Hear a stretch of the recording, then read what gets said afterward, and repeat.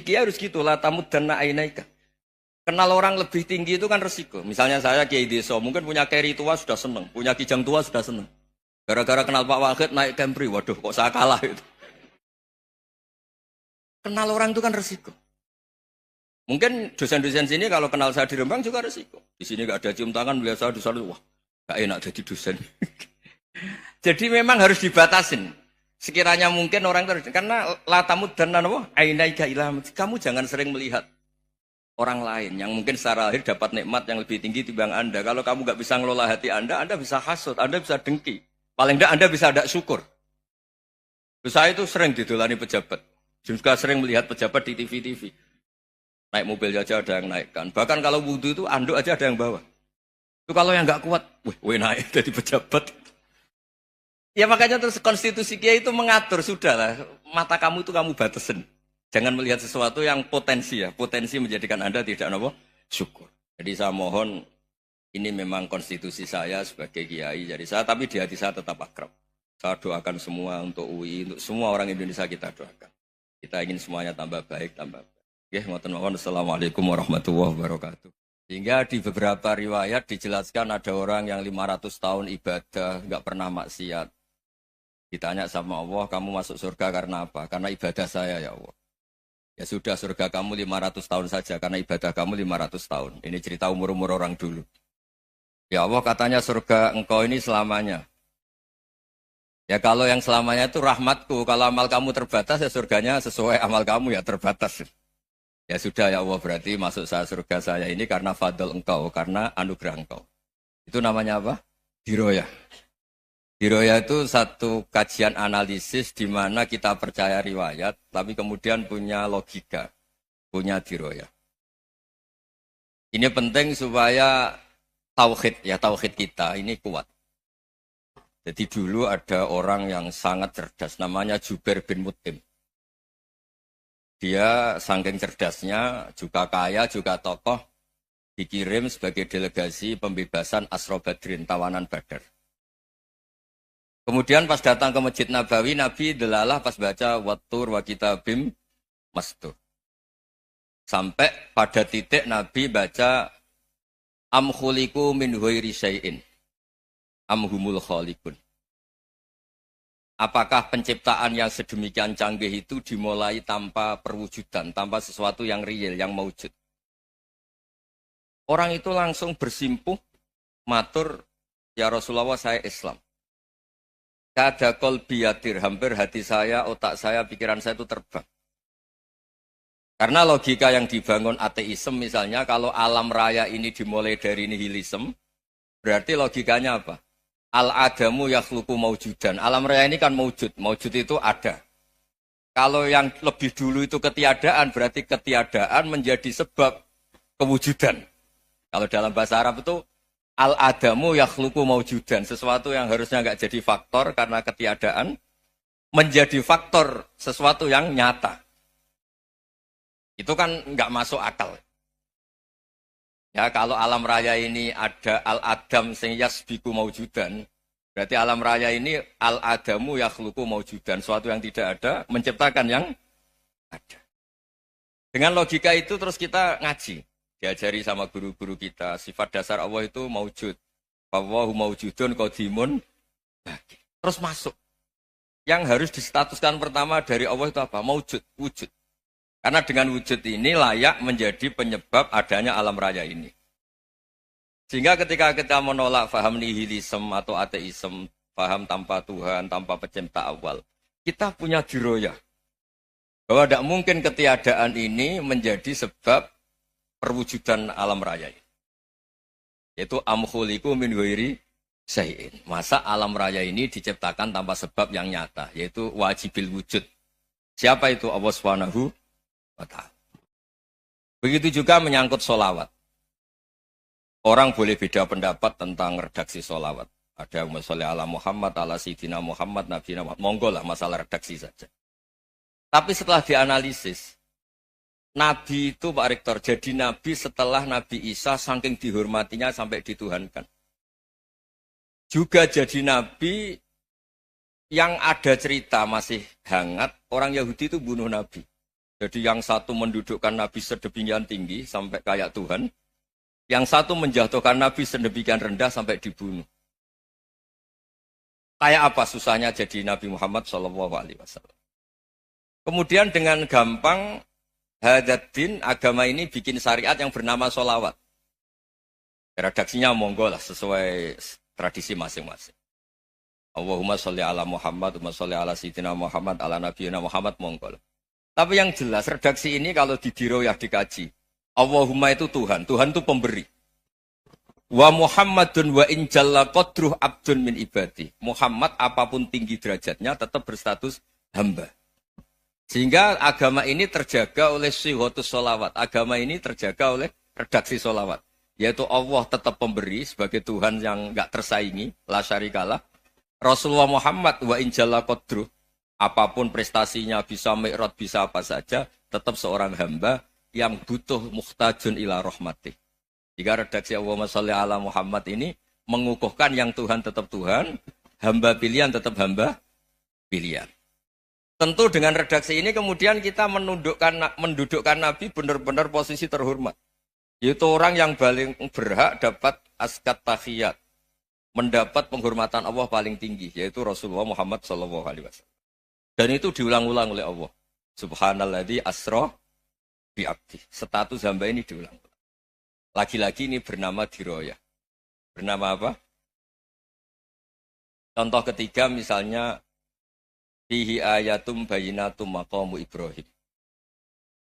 Dulu orang Yahudi itu ada diskusi masif.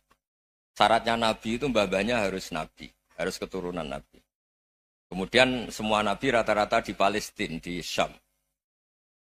Lalu Muhammadnya asal-usulnya dari mana? Tahu-tahu orang Arab kok Nabi, padahal orang Arab itu dulu jahiliyah. Walhasil terus diceritakan, bukti Muhammad ini turunan Ibrahim adalah ada jejak kaki Nabi Ibrahim di dekat apa? Ka'bah. Fihi ayatum bayinatum maqamu Ibrahim. Kalau Nabi Ibrahim pernah di Mekah, artinya beliau pernah meninggalkan turunan yang di Mekah. Itu bernama Nabi Muhammadun sallallahu alaihi wasallam. Itu disebut fihi ayatum bayinatum maqamu Ibrahim.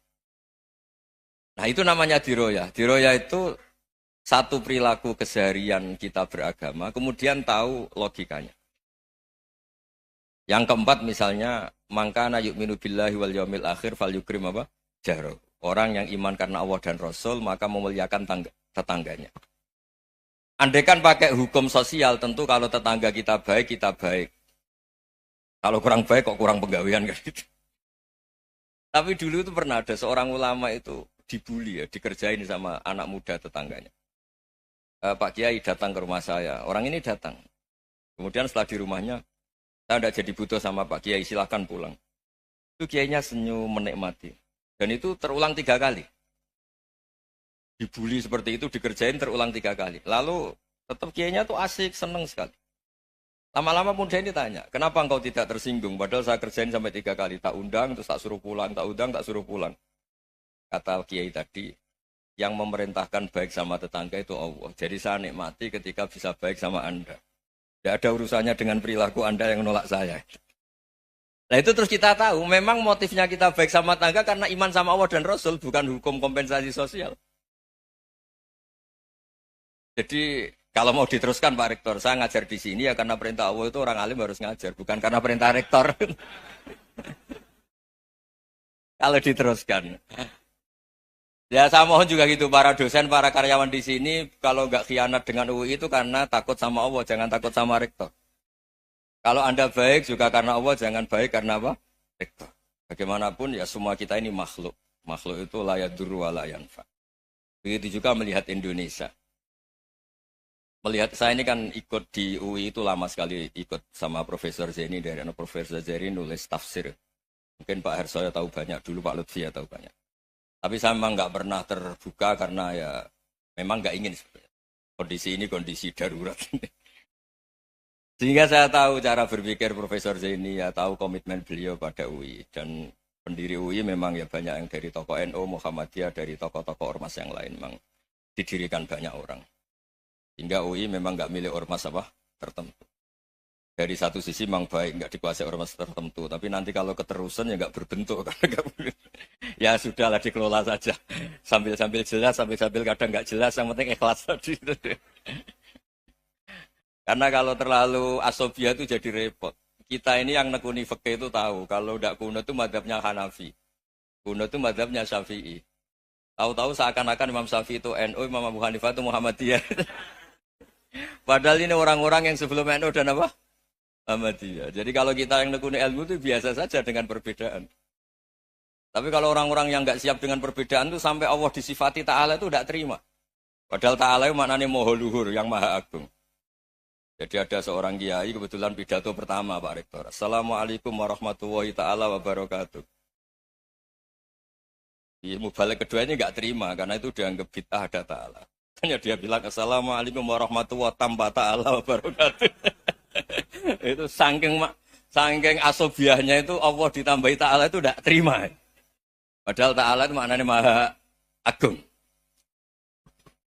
Nah itu kan jadi repot kalau asobia gitu. Kalau kita ngadepi perbedaan itu biasa saja. Karena kita mungkin bacanya banyak, lihat hal-hal seperti itu ya biasa saja. Karena dulu itu perbedaan itu urusan sudut pandang. Ya saya ulang lagi, perbedaan itu sudut. Allah yang Tuhan saja sering didebat sama nabi-nabinya. Karena urusan sudut pandang apa? Saya beri contoh ya. Suatu saat Khalilur Rahman Ibrahim itu saatnya meninggal sama Allah, Israel disuruh. Itu Ibrahim saatnya meninggal, ambil nyawanya.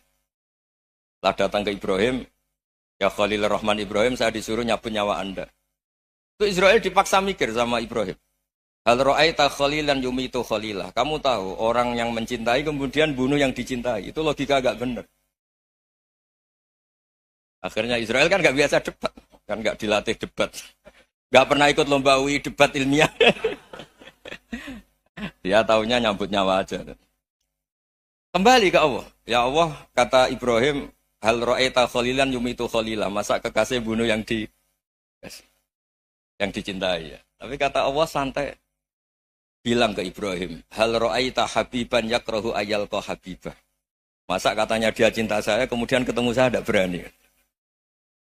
Israel mater lagi. Logikanya gini Ibrahim, masa yang dicintai sama yang ketemu yang dicintai nggak berani. Ya udah ketemu aja. Katanya yang meninggal itu. Artinya kamu bisa saja GR tidak mati-mati karena merasa dicintai. Atau ingin mati karena mencintai.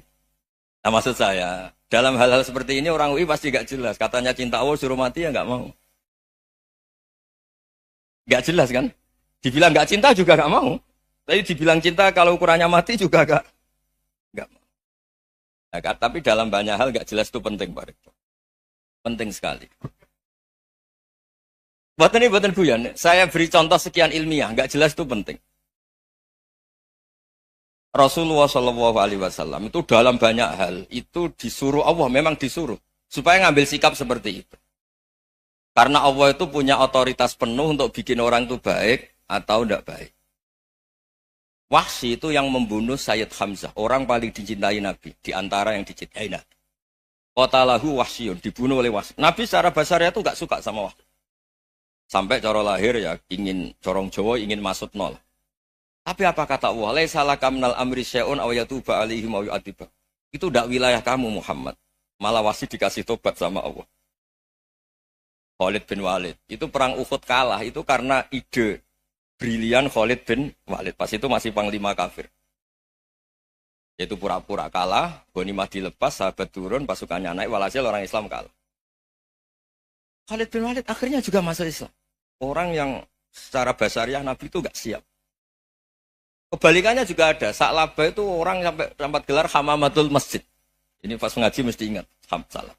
Dia di masjid terus. Setiap habis salam tuh lari karena istrinya nyuwun sewu masih berpakaian yang tidak pantas. Kenapa engkau terburu-buru pulang? Pakaian yang dipakai istri saya sekarang saya pakai. Ya pakaian sarung itu kayak Pak Rektor kan fleksibel. Ini khusus mau Ramadan, tidak akan sarungan terus, gak usah khawatir. Jadi ini tadi sudah perjanjian. Saya yang kiai celananan, beliau yang rektor pakai sarung. Jadi iya. Supaya itu barter madhab. Tapi hanya sekali ini aja, bukan. Jadi jangan diharapkan ini jadi tontonan terus-menerus. Dan ini barter madhab. Saya sama Profesor Kores juga sering gitu. Saya pakai sarung yang dihadiahi beliau, beliau pakai sarung yang dihadiahi saya. Memang itu tradisi Islam. Tahadau tahabu, kamu saling memberi hadiah, maka kamu saling mencintai. Bukan riswah, bukan riswah. Walhasil terus, Sa'labah ini, buat saya didoakan Nabi, supaya saya kaya, supaya tidak sering ganti-ganti pakaian seperti ini sama istri saya. Jangan-jangan kamu miskin itu lebih baik. Ngotot minta didoakan. Didoain Nabi kaya, terus lama-lama ninggal sholat, ninggal jamaah. Itu Allah belum tersinggung. Yang mulai Allah tersinggung itu kan, saya sering fatwa di mana-mana, sering memberi saran. Mumpung kamu miskin itu sering sedekah. Karena kalau sudah kaya itu tidak bisa. Saya memberi analogi gini. Kalau saya masih santri miskin, punya uang 100.000, diminta guru saya 50 tak kasihkan. Padahal itu 50%. Punya 2 kambing kurus, diminta guru saya 1 pasti tak kasihkan. Padahal itu 50%. Jadi kalau punya sapi Brahman atau sapi limusin yang harganya itu 100 juta, punya 2, diminta 1 boleh enggak? Enggak boleh. Saya punya motor butut 2, diminta teman saya 1 boleh. Tapi kalau Davidson Harley itu enggak boleh. Nah, walhasil itu kalau kita miskin, misalnya kita zaman kuliah atau zaman mondok atau zaman apa saja, punya uang 100.000, nartik temannya sampai 50.000 kan biasa. Tapi setelah 1 miliar, berani enggak kamu kasihkan 500 juta? Sama-sama 50%. Enggak kan? Nah, Sa'labah gitu, ketika zakat masih per 40 kambing, 1 kambing, itu sebenarnya kan masih ringan. 41, 82. Kambingnya itu sudah mabenal jabalen. Barang dihitung zakat karena sudah ribuan, jumlahnya sampai 400 kambing. Banyak lah pokoknya. Terus kata Sa'labah, ini pemerasan. Karena jumlahnya besar. Allah tersinggung karena nabinya dianggap narik zakat itu dianggap khoraj, dianggap pemeras. Allah tersinggung kemudian fa'aqobahum nifakon fi qulubihim ila yaumil. Dia ditegur munafik. Semenjak itu terus tadi kembali gak jelas tadi. Barkohnya gak jelas itu menjadi orang tuh bijak. Ini sekarang nakal, jangan-jangan nanti jadi orang baik. Yang sekarang baik, jangan-jangan suatu saat jadi tidak baik. Semua orang introspeksi. Gak ada jaminan kalau kita sekarang baik akan baik terus. Gak ada jaminan kalau kita sekarang buruk akan buruk terus. Sehingga terus banyak kiai-kiai bijak itu memang lahirnya gak tegas. Tapi gak tegas itu yang menjadikan bijak. Karena sama-sama mungkin. Itu yang disebut laisa laka minal amri syai'un aw yatuba alihi mau yu'adzibum. Itu tidak wilayah kamu. Ketika Allah mengomentari orang munafik juga wa yu'adzibal munafiqina insya'a aw yatub. Bisa saja ada yang diseksa, bisa saja ada yang dikasih tobat. Karena pola yang kita analisis itu semuanya menurut kita. Bukan menurut kemaslahatan orang apa? Banyak. Saya punya sekian contoh cerita. Orang yang sowan kiai baik-baik, mungkin bawa gula atau salam tempel, tidak tahu lah. Itu tidak mesti jadi wali. Tapi Kalijogo yang kenal Sunan Bonang, itu kenalnya itu karena ingin begal. malah jadi wali. Tapi tidak usah dicoba. Umar itu nyari Nabi itu mau dibunuh. Tapi malah tobat jadi orang baik. Jadi ini penting ngaji ya, supaya tidak tegas itu, tidak jelas itu kadang baik. Nah termasuk saya juga termasuk dia yang milih tidak jelas. Saya sering gojlok gini, Fajar Hadil ini murid-murid saya sering saya gojlok. Kalau semua sistem pendidikan kayak kampus, kayak UII, kayak UIN semuanya, itu sistem yang bagus. Karena tertib jam kuliahnya jelas, mata kuliahnya jelas. Kalau di pesantren itu Pak Arso, itu nggak tertib. Tapi justru itu enak, ketemu di jalan orang berani tanya. Nah, ini kalau mbak-mbak misalnya menstruasi, mau belajar haid nunggu semester berapa baru tahu. Itu bisa sekian tahun nggak sholat karena nunggu pelajarannya baru diterangkan. Mau haji juga gitu, nunggu mata pelajaran haji. Kalau nggak jamnya, nggak mau dosennya ngajarin. Ya, kalau kiai kan enggak, ketemu di jalan, tanya, dijawab. Jam berapa juga dijawab. Artinya Indonesia itu berkah, ada sistem kampus yang tertib. Ya semoga termasuk tertib gajinya. Tapi tertib gajinya itu juga sebenarnya rugi, saya sering. Ada pegawai negeri Gus, tolong doain saja di PNS, enak jadi. Gajinya tetap. Kata saya nggak mau kalau gaji saya tetap. Kok bisa Gus, enak tiap bulan mesti dapat gaji. Kalau tetap nggak naik-naik kata saya. Kalau kiai gajinya nggak tetap, tapi di atas yang tetap kata saya. Artinya Indonesia itu berkah. Kalau semuanya pakai sistem pendidikan setertib ini, orang mau tanya haid ya nunggu pelajaran haid. Bab haji ya nunggu pelajaran haji. Tapi kalau ketemu kiai itu enggak. Ya semuanya, saya pernah di pasar, Gus, mau tanya. Tanya apa? Anak saya keluar darah terus gini-gini. Padahal biasanya haid hanya 7 hari gini-gini. Ya sudah kembalikan ke biasanya, rudat kilal adat. Itu enggak usah sowan ke rumah. Juga enggak registrasi dulu, enggak daftar dulu. Ya ini enggak nyindir cerita saja. Supaya ini bukti koalisi beneran. Jadi saya yang kiai enggak tertib jam, koalisi sama yang tertib jam. Jadi kalau semuanya sistem kampus, nanti pertanyaan itu enggak bisa on time, enggak bisa setiap saat. Makanya Indonesia itu berkah. Kiai-kiai yang alim yang di jalan-jalan banyak. Juga kiai yang di kampus dokter-dokter fikih banyak. Yang nekuni ilmu umum ya banyak. Macam-macam. Itu masalah itu kalau saling mengadili itu baru masalah. Misalnya kiai ngeluh, nggak enak jadi kiai, tidak punya gaji tetap. Yang dosen ngeluh, nggak dicium tangannya. Karena memang unik Indonesia itu. Kalau guru fikih kok dosen itu tetap nggak dicium tangannya. Karena pikirannya anak-anak itu sudah bayar disuruh nyium. Itu kayak di alam sadar tuh gitu. Kalau kiai itu kan anak-anak gak bayar itu. Ya upahnya cium tangan itu. Makanya kalau kiai-kiai tidak keramat bisa mati. Karena cium tangannya doang itu bisa mati itu kiainya. Ya ini cerita. Supaya saling menghormati. Saling menghormati. Jadi kalau makanya itu pakar-pakar akhlak ya. Pakar-pakar etika peradaban. Itu tertampar betul ketika Nabi urusan ilmu itu mengabaikan itu kalau sudah urusan ilmu. Misalnya begini, ada urusan ilmu. Ada mbak-mbak cantik atau ibu-ibu cantik. Itu dalam Islam itu diajarkan jangan sopan-sopan banget.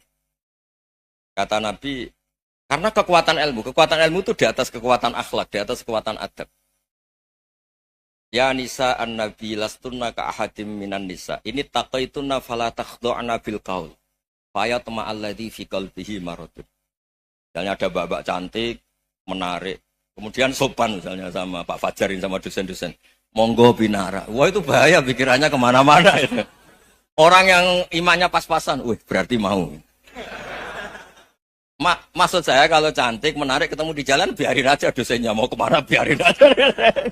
Gak usah dihormatin. Kalau dihormatin, Pak mau kemana sadar no bisa bahaya. Kita biarin aja. Kalau tanya, Dek ini alamatnya mana? Cari sendiri Pak. Karena hanya dengan cara itu, si Pak dosen ini gak kepikiran. Gak ada orang suka, orang kedus itu gak akan. Tinggal sudah cantik, sopan. Wah bisa pikirannya macam-macam. Itu ilmu. Fala takhdu'na bil qaul. Kamu jangan terlalu lirih kalau ngomong. Fayat ma'alladhi fi qalbi maradun. Orang yang pikirannya masih kotor, pasti berpikir yang negatif. Anda mungkin demi sopan sama dosen Anda. Tapi sejauh mana dosen Anda juga berpikir positif. Itu kan uji iman sama uji nyali. Nah, sama pejabat yang sopan sama kiai mungkin punya Alphard, punya Robicon, punya terus bawa uang banyak. Terus sama kiai cium tangan hormat. Jangan-jangan kiainya yang pikirannya macam-macam. Ini berarti bisa jadi muhibbin potensial misalnya. Nah, saya ini termasuk kiai yang pengagum ilmu. Sehingga saya sama orang yang medit, yang kikir sama saya itu saya senangnya bukan main. Kenapa? Karena kalau orang medit itu gak berhak nuntut. Tapi kalau orang lomo 1 juta minta surga, 2 juta ya minta apa? Surga. Gus, salam template. 200.000 aja kadang minta surga. Tapi kalau yang kikir-kikir ya sudah salaman tok sudah. Gak minta apa-apa. Kan dia tahu diri, oh gak bayar kok minta. Maksud saya, Islam itu luas. Dinikmati saja, Pak. Dinikmati saja. Nah itu diroya, maksudnya itu diroya. Diroya itu, kamu tahu aturan Islam itu kamu harus yakin khairihi wa syarrihi minallah. Semua itu ujian, tapi kemudian dikaji. Makanya saya ini termasuk pengagum Imam Syafi'i. Imam Syafi'i itu dikasih tahu. Ada orang yang di depan engkau cium tangan hormat, tuh di luar ngomong-ngomong. Ngata-ngatain Anda. Imam Syafi'i tertawa-tawa, sowan bang. Ada ini dikata-katain di luar kok. Kok tidak kamu anggap munafik malah tertawa. Berarti saya wibawa, di depan saya nggak berani. Dianggap penting saja.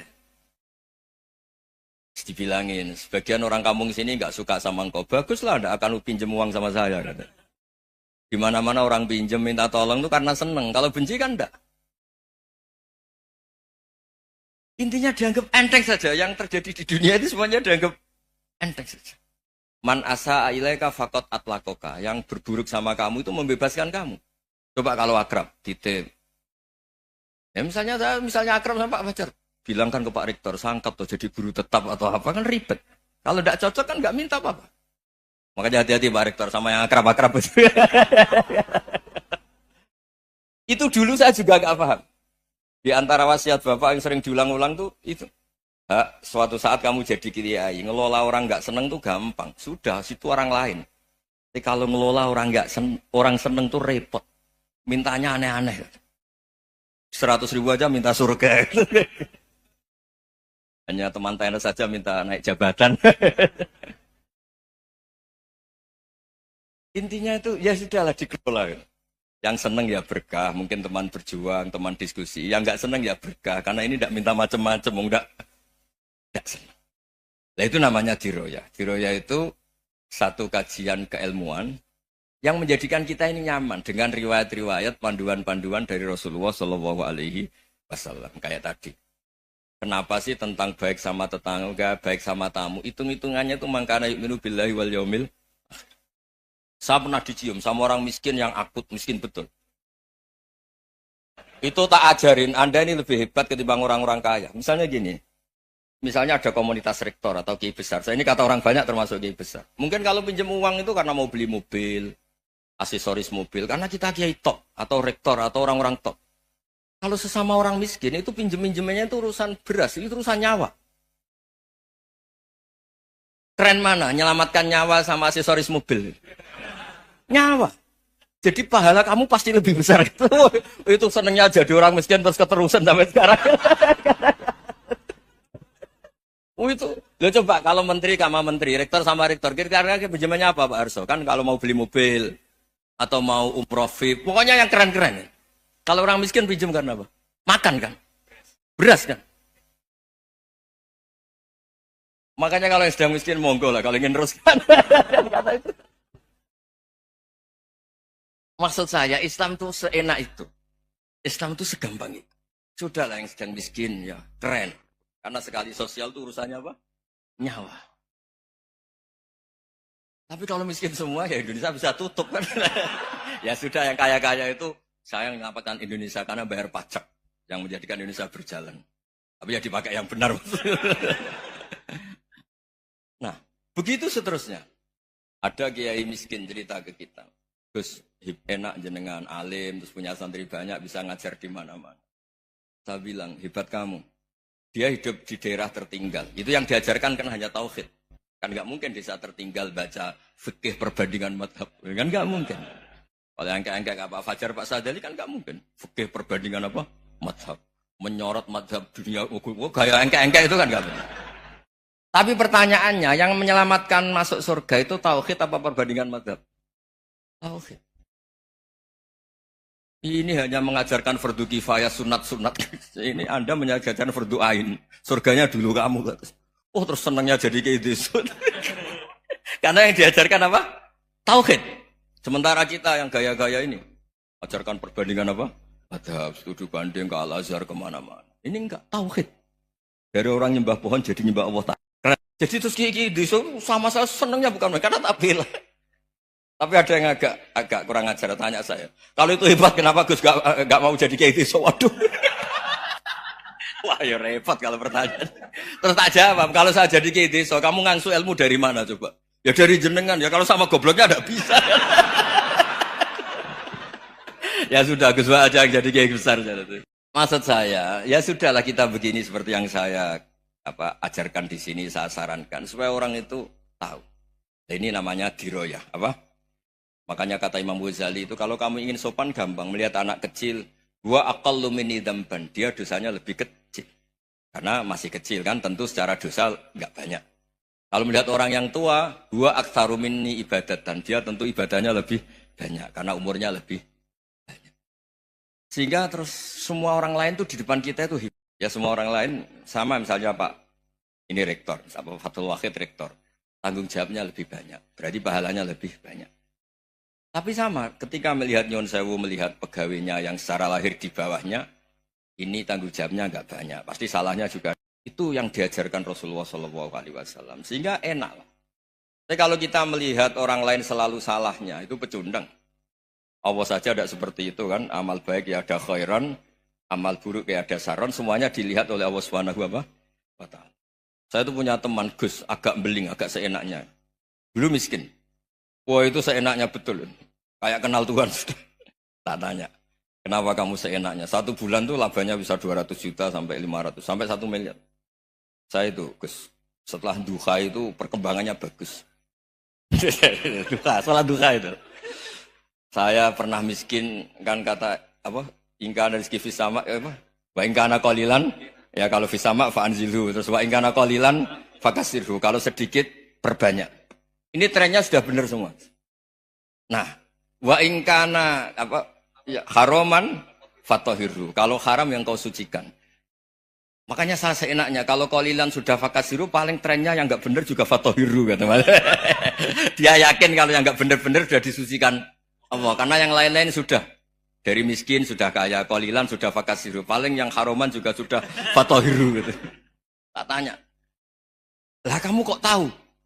Polanya sudah ada Gus karena sang qalilan. Kamu sembrono sama Tuhan kok begitu kan. Tapi apapun itu seneng saya. Seneng saya sering salah teh, makanya saya mohon yang sekarang miskin, sedang miskin itu ya ndak usah nyesal banget-banget. Kalau ingin kaya monggo lah, namanya orang juga ingin. Ya, tapi Anda harus bangga. Sosial antar kalian adalah urusan nyawa dan itu pahalanya luar. Supaya kita, nah yang kaya-kaya juga boleh GR lah, karena pembayar pajak. Dan itu bisa menyelamatkan apa? Indonesia Raya. Begitu seterusnya. Itu yang diajarkan Nabi, antawadu'u hatta la yabghiya ahadun ala ahadin. Kamu semua harus tawadhu sehingga antar kalian tidak saling tidak sopan, tidak saling liar, tidak saling mendolimi. Termasuk tadi sikap gak jelas tadi. Orang dolim yang sekarang dolim bisa saja tobat, yang sekarang soleh bisa saja nanti. Semuanya itu mungkin. Kita diajari ya muqallibal qulub tsabbit qalbi ala dini. Jadi keliru kalau kita dalam banyak harus tegas gak mesti. Al halalu bayyinun wal haramu bayyinun. Tapi ada wa bainahuma umurun mustabihat. Ada yang wilayahnya itu abu-abu. Misalnya ada perempuan cantik misalnya, contoh paling gampang. Kalau kamu ajari secara serius, kamu bisa saja tergoda jadi fitnah. Jadi kalau orang soleh gak berani ngajarin, kemudian digunakan orang fasik, malah menjadi orang nakal, kita juga tanggung jawab. Kamu mau tegas gimana? Wilayahnya sama-sama mungkin. Wilayahnya sama-sama mungkin. Yang dekat pejabat mungkin terkontaminasi KKN. Tapi kalau pejabat gak dekati orang soleh, punya perilaku yang gak soleh, yang repot juga Indonesia kan. Nah hal-hal seperti itu kita tidak perlu ngambil sikap. Maksudnya nggak usah ngambil sikap, ya kita buktikan kalau milih satu madhab, kita buktikan semuanya lebih baik, semuanya lebih bermanfaat, semuanya lebih berperadaban.